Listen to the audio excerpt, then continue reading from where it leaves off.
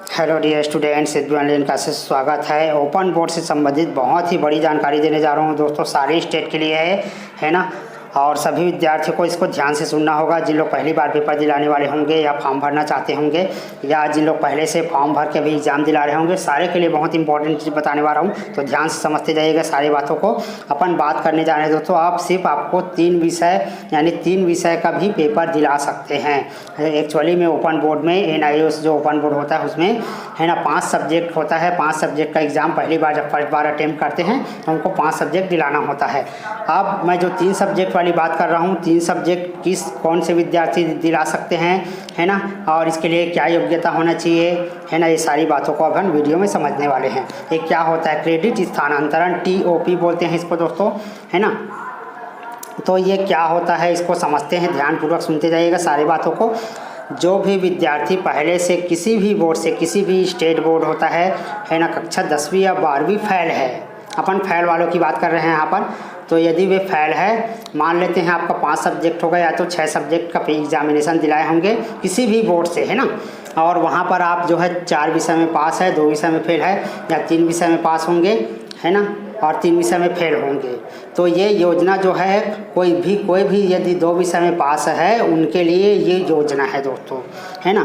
यानी 6 सब्जेक्ट या 5 सब्जेक्ट में से यदि कोई भी 2 सब्जेक्ट में भी पास है ना, तो ये योजना आपके लिए ही है। आपको मात्र 3 सब्जेक्ट का ही एग्जामिनेशन देना पड़ेगा और बाकी जो 2 विषय आपने पास किया है वो उसका ऑटोमेटिकली वो उसमें जुड़ जाएगा, ऐड हो जाएगा, है ना। इसके लिए आप लोगों को ओरिजिनल जो सर्टिफिकेट होता है 10th क्लास का या 12th का, उसको लगाना होगा, आधार कार्ड की कॉपी और एक जो फ़ोटो है वो लगाना होता है दोस्तों।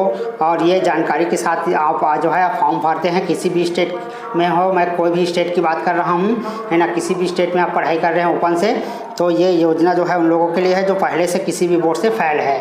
तो ये बहुत ही महत्वपूर्ण जानकारी है और इसमें आप 3 सब्जेक्ट लेकर पढ़ाई करते हैं और 3 सब्जेक्ट में पास होते हैं और बाकी जो सब्जेक्ट है, 2 सब्जेक्ट, उसमें से वो नंबर उसमें ऐड हो जाते हैं, ठीक है।